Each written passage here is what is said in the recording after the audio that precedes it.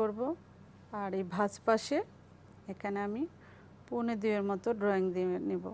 আচ্ছা, তারপর জয়েন্ট দিয়ে নেব। হ্যাঁ, তারপর এটা মাঝামাঝি আইডিয়া নাই, এর জন্য আমি মেপে নিচ্ছি মাঝামাঝি। আমি এই যে 1.25 এখান থেকে 1/2 ইঞ্চি আস্তে আস্তে ঘুরে আসব, এসে এই দিকে আস্তে আস্তে নিচের দিকে আসব। এর জন্য এই দিকে এখানে আমরা 1/2 ইঞ্চি যাব না, আস্তে আস্তে কোয়ার্টার হয়ে হয়ে সমান হয়ে আসব। আর এটা হচ্ছে আমার কাটার আগে এই ড্রয়িং করে নেব।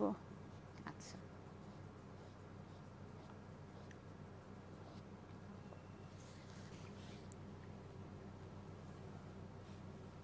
আমার মনে হয় শিক্ষার্থীরা বুঝতে পেরেছে। এবার আমাদের